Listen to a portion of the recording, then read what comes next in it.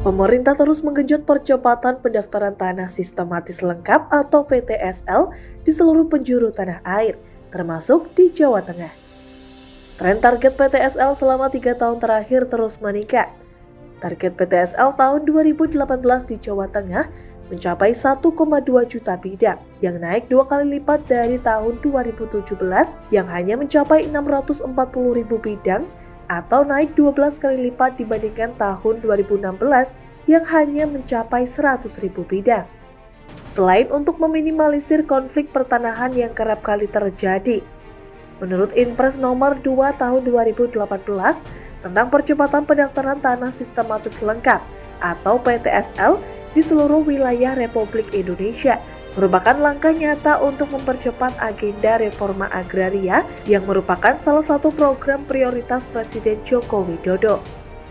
Sementara itu, reforma agraria merupakan wujud komitmen pemerintah untuk menata ulang sumber-sumber agraria, khususnya tanah. Upaya reforma agraria juga dimaksudkan untuk mengembalikan fungsi lingkungan sebagai sumber daya alam lestari, mengingat kerusakan alam dan kondisi ekosistem lingkungan yang ada banyak mewarnai kondisi sumber daya hayati. Halo, selamat pagi pemirsa Lingkar TV, saya Galus Karkinanti, senang dapat menyapa Anda dalam Sapa Jateng Lingkar TV pada episode kali ini. Dan setelah tadi kita menyaksikan VT yang baru saja diputar mengenai pendaftaran tanah sistematis lengkap atau PTSL yang saat ini tengah menjadi program yang diandalkan atau menjadi program yang diperhatikan oleh pemerintah Republik Indonesia. Dan kali ini saya akan membahasnya bersama narasumber yang telah hadir di samping kiri saya. Ada Bapak Heri Sulistyo selaku Kepala Bidang Penetapan Hak dan Pendaftaran Badan Pertanahan Nasional, Kantor Wilayah Jawa Tengah. Selamat pagi Bapak. Selamat pagi Mbak. Kabar sehat Bapak? Alhamdulillah sehat ya Bapak ya. Pak, tadi kita sempat melihat VT yang menjelaskan mengenai PTSL ini Pak. Ini kan merupakan program yang diinisiasi oleh pemerintah untuk mengurangi sengketa tanah juga seperti itu ya Pak ya. Sebenarnya sebelum kita ke PTSL sendiri, pentingnya sertifikat tanah ini sebenarnya seperti apa Bapak? Boleh dijelaskan? Terima kasih Mbak Galuh. Jadi gini, pemerintah memang punya kewajiban untuk melakukan kegiatan pendaftaran tanah di seluruh Indonesia. Nah, selama ini kan kegiatan yang masif seperti PTSL ini baru dilakukan sejak tahun 2017. Nah, tujuannya memang yang pertama adalah untuk memberikan kepastian hak kepada masyarakat dengan menerbitkan tanda bukti hak berupa sertifikat. Itu yang pertama. Nah, penyelenggaranya ini harus diselenggarakan secara sederhana, mudah, akuntabel, transparan, dan seterusnya. Dengan sertifikat ini masyarakat nanti diharapkan dapat mendayagunakan sertifikat ini untuk meningkatkan kesejahteraan maupun kemakmuran masyarakat. Itu tujuan yang pertama. Yang kedua, setidaknya dengan kegiatan ini pasti akan menekan tingkat permasalahan maupun sengketa pertanahan yang masih sering terjadi di masyarakat. Masih marak ya Pak ya di masyarakat ya. Oke. Kemudian kalau ada perbedaan tidak Pak antara PTSL dengan PTSL PM ini Pak? Mungkin yang pemirsa juga masih bingung ini Pak, perbedaannya apa sih atau hanya namanya saja? Jadi pendaftaran tanah sistematis lengkap ini secara dalam tataran pelaksanaannya memang ada perbedaan sedikit antara yang biasa, ya kita menamakan itu PTSL RM dengan yang PM. PM ini penyelenggaranya berbasis partisipasi masyarakat. Jadi yang membedakan adalah ketika pada PTSL yang biasa kita lakukan itu kegiatan pengumpulan data yuridisnya itu dilakukan oleh Satgas Yuridis dari pegawai kantor pertanahan, tapi dalam PTSL PM ini pengumpulan data yuridis disatukan dengan kegiatan pengambilan data fisik, di mana pelaksananya ini dari komponen masyarakat. Oh, berarti hanya pengumpulan datanya yang berbeda seperti itu ya Pak ya? Pengumpulan yang berbeda, kemudian data fisik yuridisnya disatukan dan ini pelaksananya memang pure dari unsur-unsur masyarakat. Tapi hasilnya tetap sama ataukah Hasilnya tetap Tetap sama ya? karena nanti hasil pengumpulan data yuridis ini pun akan diserahkan kepada Satgas Yuridis yang merupakan ASN Kantor Pertanahan untuk diklarifikasi, diverifikasi apakah Al-Azhar itu memenuhi syarat untuk proses penerbitan sertifikatnya atau tidak. Wah, Kira-kira seperti itu. ini menarik ya Bapak ya, berarti masyarakat memang dapat berpartisipasi secara langsung ya Pak ya? Itu memang tujuan utamanya Tujuannya seperti itu ya Mengingat Bapak ya? gini, Mbak, ASN kita, pegawai kita itu kan jumlahnya nggak terlalu banyak. Sehingga bagaimana dengan target yang besar ini, kita mampu mendayagunakan masyarakat ini agar berpartisipasi dalam kegiatan, karena memang secara kuantitas target kita itu besar. Nah, tujuannya ke sana biar untuk merealisasikan target yang besar ini cepat terwujud. Kira-kira seperti itu, Mbak. Oke, ini luar biasa sekali melibatkan langsung masyarakatnya seperti itu ya Bapak. Dan ini Bapak, kita punya satu video ini Bapak mengenai langkah-langkah dari PT SLPM sendiri, dan kita akan simak videonya terlebih dahulu pemirsa.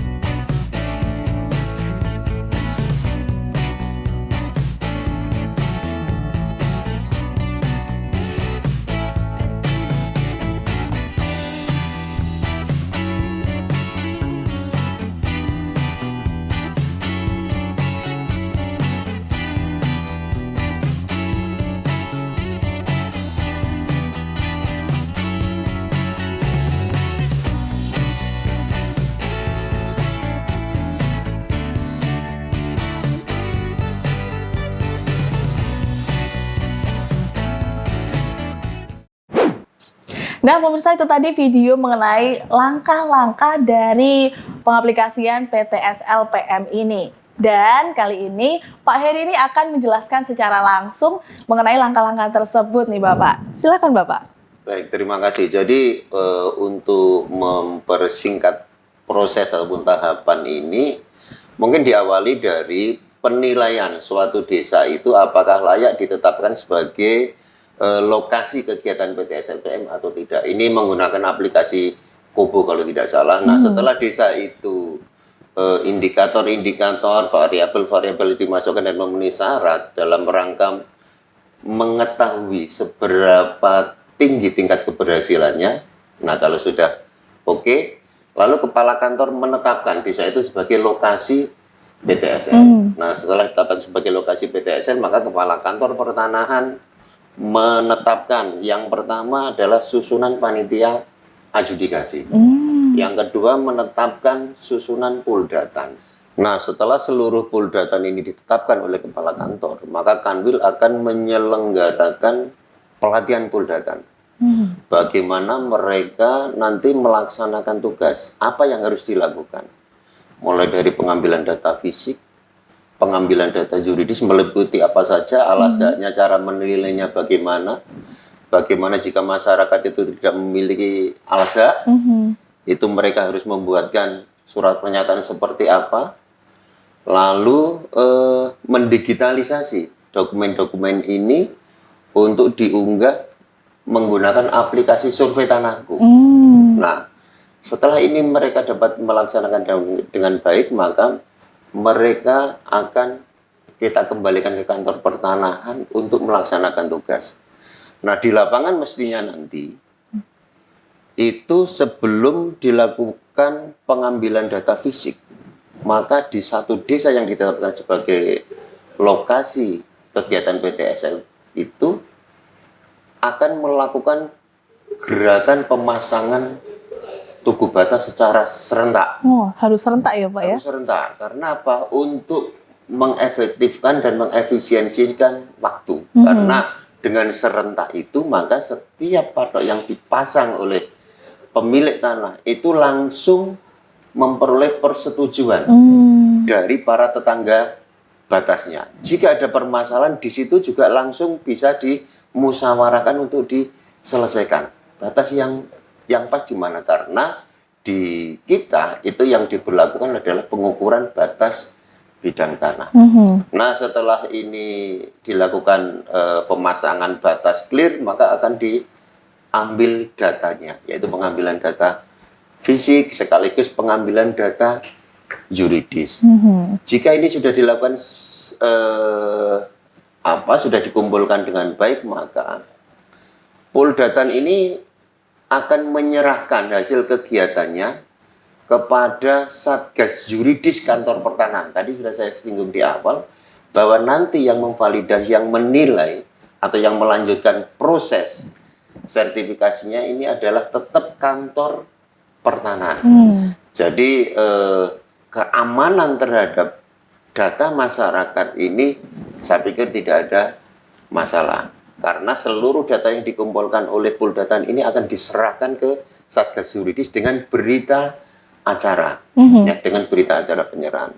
Nah, nanti di Kantor Pertanahan setelah ini diterima oleh Satgas Yuridis, maka akan diproses lebih lanjut, istilahnya pada di 201, yaitu penelitian data yuridis.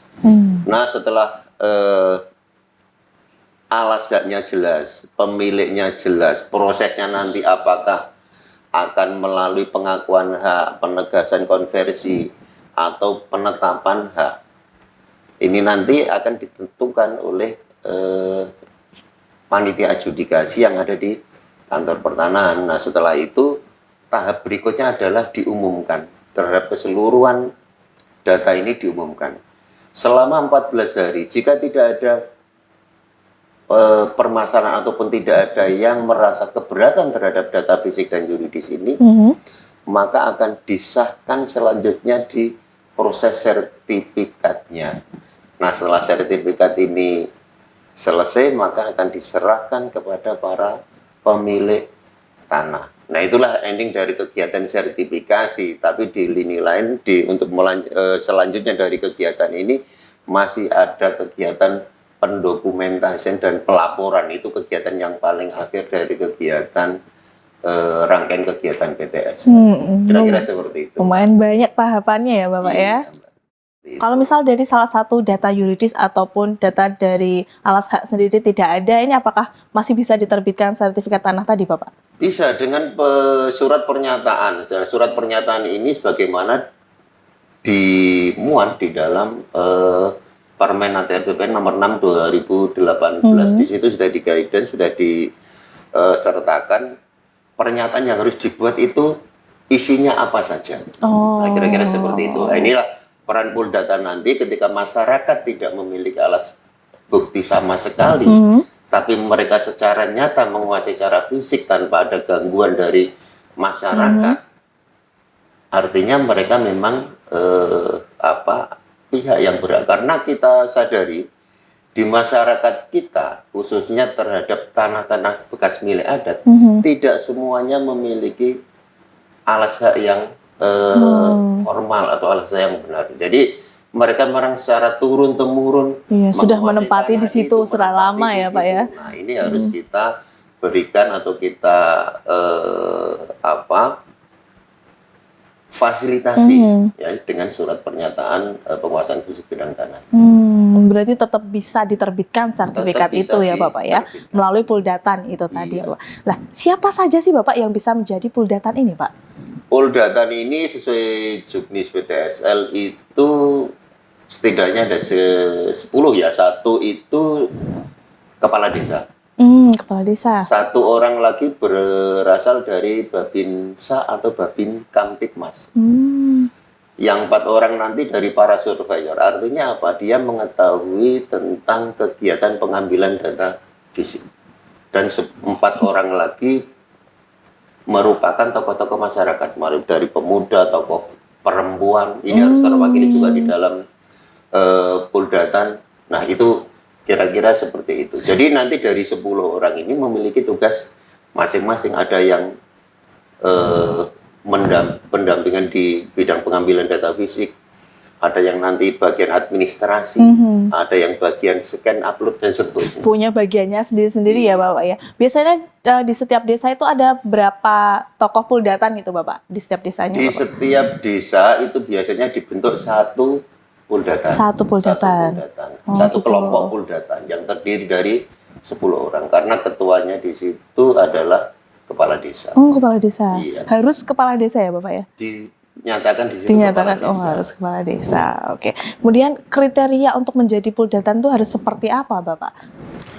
Baik Pak, jadi kriteria untuk menjadi puldatan itu diutamakan mengenal medan desa dan lokasi karena nanti berkaitan dengan data fisik khususnya.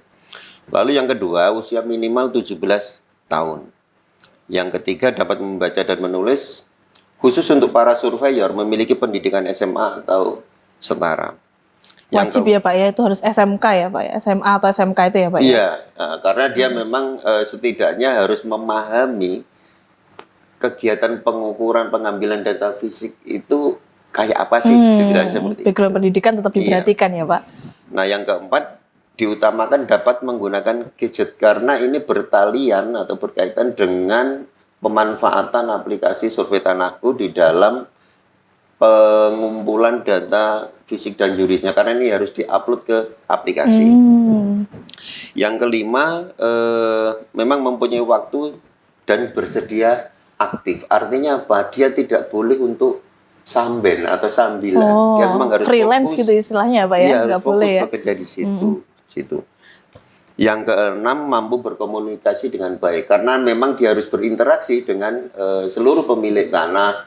Bagaimana nanti dia bisa mengumpulkan data dari pemilik tanah itu dengan baik. Nah, yang ketujuh, bersedia bekerja sesuai tugasnya, baik ini meliputi kerja lapangan maupun sebagai kegiatan maupun dalam kegiatan administrasi, artinya seperti itu. Yang kedelapan, bersedia mengikuti pelatihan untuk dinyatakan lulus oleh kantor pertanahan. Ini yang tadi saya singgung, seluruh puldatan memang kita lakukan pelatihan dalam rangka menyiapkan mereka agar pelaksanaan tugasnya itu berjalan dengan baik. Oke Bapak. Kemudian untuk tugas-tugas dari puldatan ini seperti apa Bapak?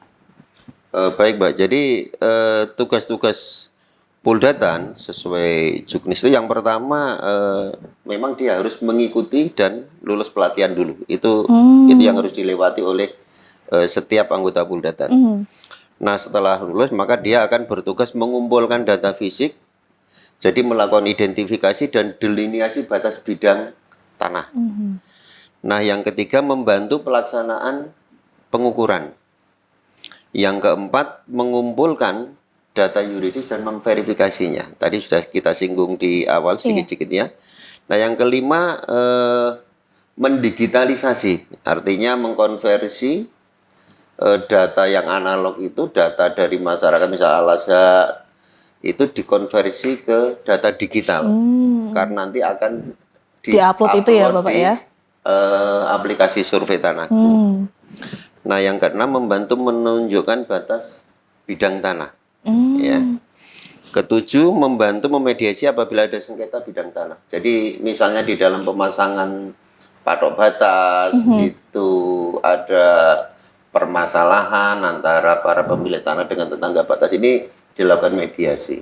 Nah, karena masyarakat kita itu masih kental dengan musyawarah untuk mufakat. Biasanya permasalahan-permasalahan yang kecil seperti ini bisa diselesaikan hanya dengan dirembuk lah bahasanya Mbak. Itu sempat selesai. Nah, yang kedelapan, membantu membuatkan gambar ukur. Jadi di setiap kegiatan pengukuran itu ada istilahnya gambar ukur yang merupakan data angka-angka dari satu bidang tanah. Yang kesembilan, membantu mengumumkan peta bidang tanah untuk diklarifikasi. Istilah PBT klarifikasi ini untuk memastikan apakah terhadap peta bidang tanah yang telah dilakukan pengukuran pemetaan itu ada semacam sanggahan atau keberatan dari pemilik tanah yang lainnya atau tidak. Nah, yang terakhir, menandatangani PBT hasil klarifikasi itu. Jadi kalau memang tidak ada permasalahan, berarti PBT itu sahkan. Nah, ketika ini sudah selesai, maka PBT ini siap sebenarnya untuk diproses lebih lanjut ke sertifikat. Kira-kira seperti itu. Oke, baik Bapak. Baik, berarti memang ada banyak sekali tugas-tugas dari Puldatan itu ya Pak? Ada banyak tahapannya seperti itu ya Pak ya? Oke, kemudian sejauh ini Bapak, di Jawa Tengah ini untuk pengaplikasian dari PTSLPM ini seperti apa Bapak? Tapi tahan dulu Bapak, kita akan jeda terlebih dahulu. Pemirsa tetap bersama kami dalam Sapa Jateng Lingkar TV.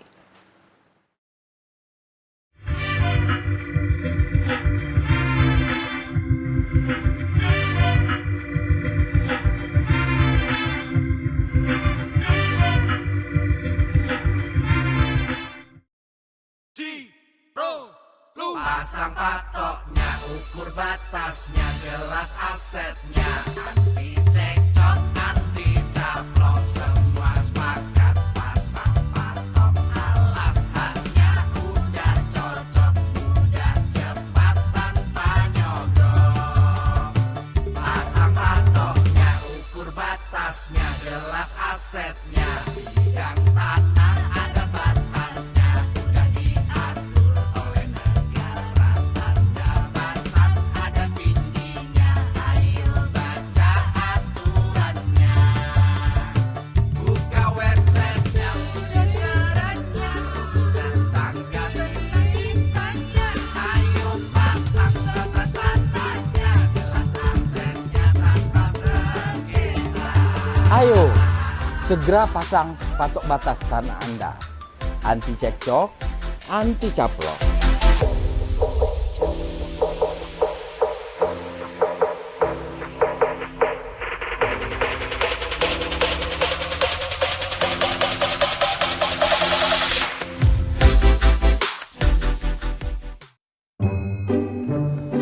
Sejatinya, hidup itu mudah.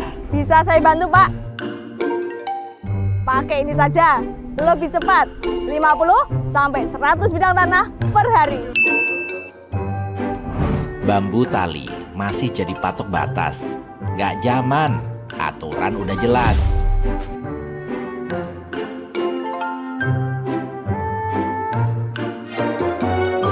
Males antre urusan sertifikat.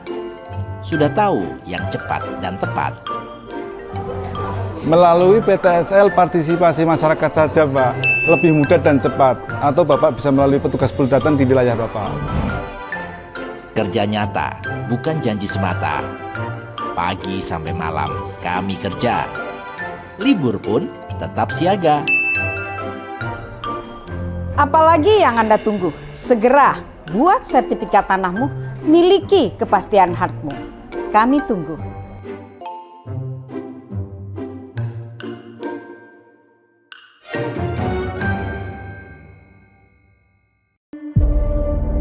Kenapa? Di ATR BPN ini khususnya kita juga bersinergi kolaborasi. Ya, antara ATR BPN dengan aparat penegak hukum, kepolisian dan kejaksaan, pemerintah daerah, kemudian badan peradilan, kemudian dengan TNI. Ya, semangat kita gebuk. Kita gebuk. Kita berani untuk menggebuk mereka.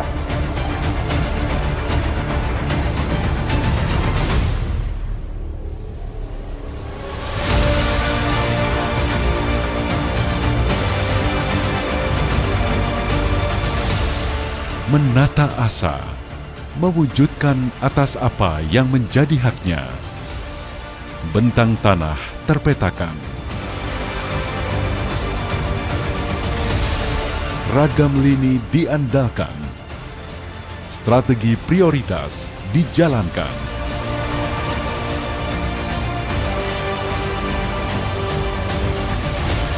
Coba mengambil peran.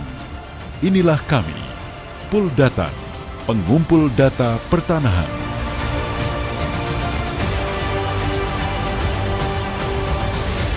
Menjadi fasilitator, sekaligus pelaksana proses pengumpulan data fisik dan yuridis. Itu tugas kami. Terseleksi dan terlatih. 6 hingga 10 anggota tidak bekerja sendiri. Bersinergi antar lini. Maksimalkan fungsi, dan berhenti sampai target terlampaui. Tak ada kata ringan. 2 tahun ke depan adalah sebuah perjalanan. Bergerak bersama. Sertifikasi tanah di tahun 2025. Kami yakin tuntas terlaksana. Poldatan hebat menghasilkan peta yang akurat dan alat bukti yang kuat agar masyarakat memperoleh sertifikat.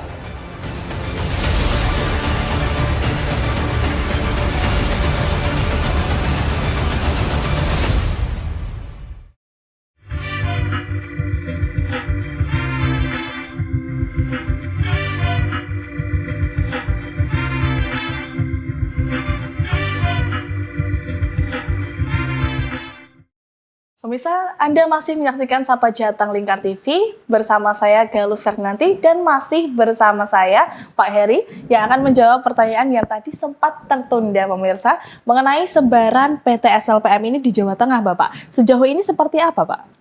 Baik, jadi PT SLPM di Jawa Tengah itu ini tahun kedua. Tahun pertama dilakukan tahun 2022 dengan target bidang 407.000, itu yang 370.000 diselenggarakan atau dilaksanakan oleh pihak ketiga CSB. Nah, yang 37.000 itu dilaksanakan oleh ASN. Sebarannya ada di 5 kabupaten, yaitu di Kabupaten Tegal, Kabupaten Brebes, Kabupaten Jepara, Kabupaten Pekalongan, dan Kabupaten Kebumen. Nah, dilanjutkan tahun 2023, ini totalnya 721.000 tersebar di 12 kabupaten. Yang tertinggi ada di Cilacap.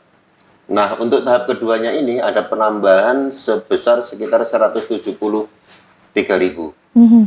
Ini di 8 kabupaten dari 12 kabupaten tadi. Jadi kalau untuk tahun 2023 ini Cilacap merupakan kabupaten dengan target paling besar. Paling besar ya Bapak ya? 140.000 total peta bidang tanahnya. Itu sudah semua atau masih ada yang perlu itu lagi Bapak, sertifikat lagi Bapak? Masih ada Masih Pak. ada Jadi ya? memang Cilacap ini luas wilayahnya cukup tinggi, sehingga nanti untuk tahun 2024 pun di Kabupaten Cilacap ini mungkin akan dilanjutkan untuk kegiatan PT SLPM-nya.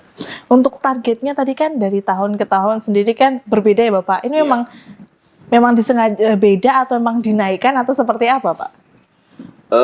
Ini mestinya terkait dengan ketersediaan anggaran dan memang dari luasan wilayah itu bidang tanah yang belum terdaftar itu masih cukup tinggi. Nah, jadi yang kalau di Jawa Tengah itu daerah selatan sampai tengah itu rata-rata bidang terdaftarnya belum tinggi. Mulai dari Cilacap, Banyumas, lalu Purbalingga, Banjarnegara, Wonosobo, Temanggung, ini Kebumen, itu bidang tanah belum terdaftarnya masih cukup tinggi, sehingga konsentrasi kegiatan PT SLPM itu di kabupaten-kabupaten tersebut.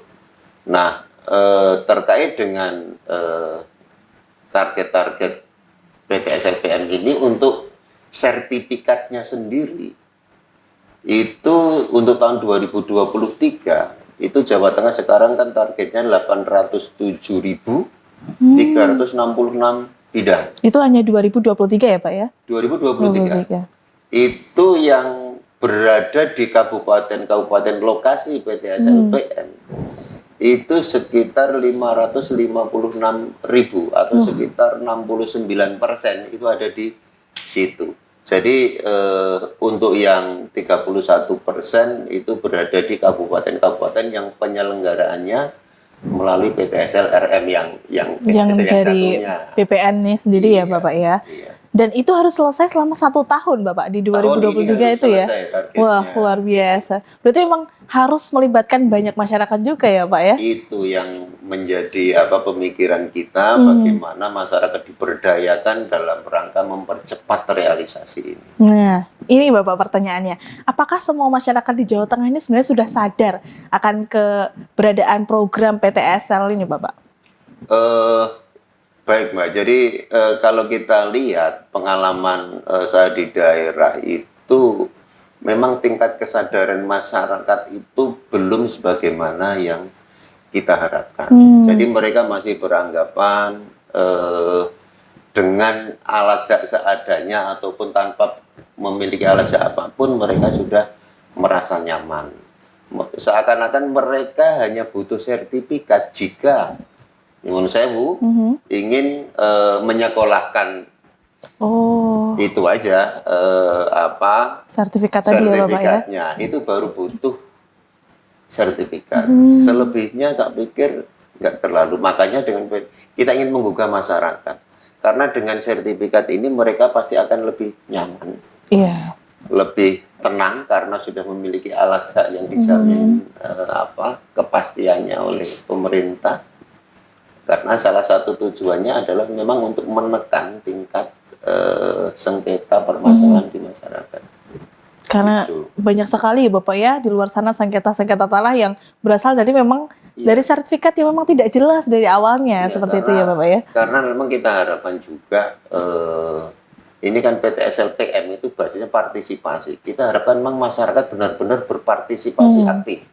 Karena tanpa partisipasi ini hasil yang kita peroleh itu pasti akan lebih bagus jika seluruh masyarakat itu berkontribusi, berpartisipasi.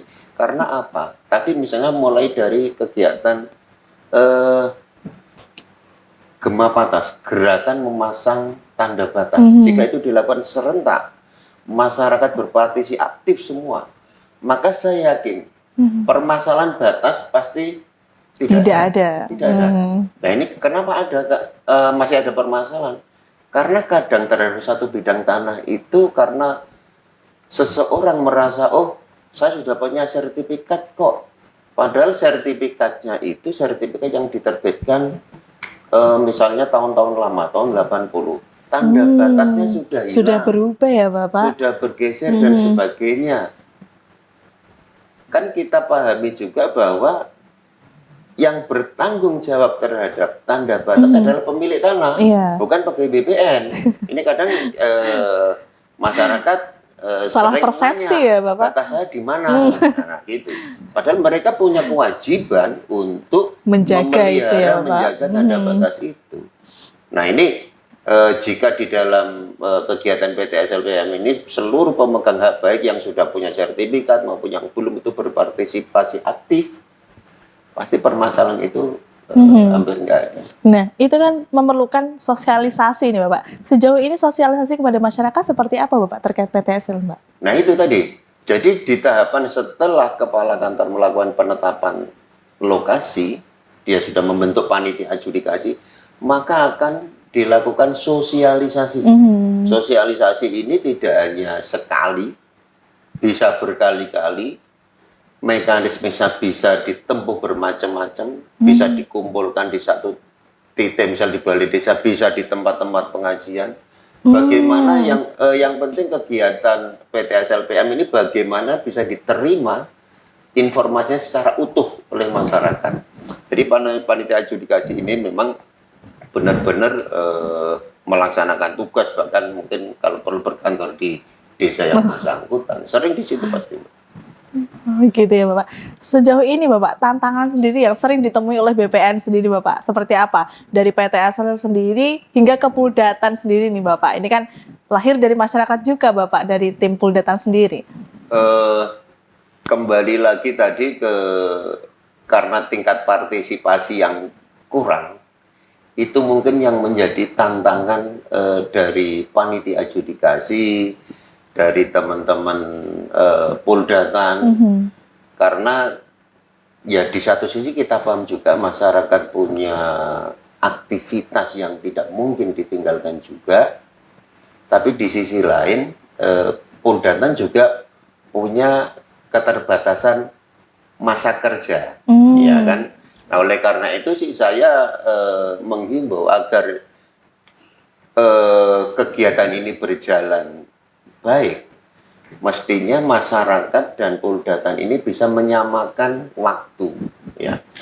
Di satu sisi masyarakat itu berperan aktif, berkontribusi dengan tadi berpartisipasi dalam pemasangan tugu batas, lalu menyerahkan dokumen-dokumen yang terkait dengan kepemilikan tanahnya. Misalnya terkait dengan waktunya dibicarakan, oh saya bisanya hari Jumat, saya bisanya hari ini. Nah, itu dikomunikasikan dengan baik. Nah, inilah seni Poldatan di dalam melakukan pengumpulan data fisik dan yuridis. Karena jika partisipasi masyarakat ini tidak bagus, hasilnya tadi kurang maksimal ya Bapak. Pasti, Mbak. Ini tantangan yang umum terjadi di situ. Tetap butuh lagi komunikasi itu tadi ya Pak ya, antar Poldatan dan juga masyarakat. Salah satu kriteria dia bisa menjadi Poldatan adalah mampu berkomunikasi dengan baik dengan masyarakat. Memang sudah dipersiapkan dari awal ya Pak ya tahapannya seperti itu. Pak, ini terakhir Bapak, untuk pesan dan juga imbauan kepada masyarakat untuk ikut serta dalam mensukseskan PTS LPM ini seperti apa Pak? Monggo. Baik, terima kasih. Jadi saya berharap kepada seluruh masyarakat yang memiliki tanah, baik tanah itu sudah bersertifikat, khususnya yang belum bersertifikat, untuk benar-benar mampu atau untuk benar-benar bersedia berperan aktif, berpartisipasi dalam kegiatan PTSL yang saat ini sedang diselenggarakan di masing-masing desa atau di seluruh desa yang ada di Jawa Tengah. Karena apa? Karena untuk memastikan bahwa data, khususnya data fisik untuk tanah yang sudah bersertifikat, data fisiknya itu sekarang benar. Karena saat ini secara serentak itu sedang dilakukan pengambilan data fisik, sedang dipotret patok-patok batasnya itu ada di mana. Dengan begitu saya yakin permasalahan pertahanan kedepannya khususnya yang terkait dengan batas itu bisa ditekan, bisa diminimalkan, bahkan bisa ditiadakan. Nah, kepada masyarakat yang belum bersertifikat, lengkapi alas hak Anda. Jika tidak punya, segera buat surat pernyataan dengan dipandu oleh para Poldatan ini agar bisa memperoleh tanda bukti hak berupa sertifikat. Karena dengan sertifikat saya yakin seluruh pemilik tanah akan lebih tenang, dapat meningkatkan kesejahteraan dan kemakmurannya. Yang terakhir pasti untuk meniadakan permasalahan dan sengketa. Kira-kira seperti itu, Pak. Baik, luar biasa. Ini Bapak, terima kasih telah membersamai kami selama 30 menit. Ini Bapak, semoga nanti pemirsa yang menonton di rumah juga segera sadar dan tergugah hatinya untuk ikut serta mensukseskan PTSL ini ya Bapak. Baik, ya. terima kasih, Pak. Oke, baik pemirsa, itu tadi. Dan jangan lupa untuk ikut serta dan berpartisipasi dalam program pemerintah, yaitu PTSL ini, yang tentunya untuk mengurangi dalam sengketa tanah serta mensejahterakan kehidupan masyarakat di Indonesia. Akhirnya saya Galus Nanti dan seluruh tim yang bekerja pamit dari hadapan Anda. Terima kasih dan sampai jumpa.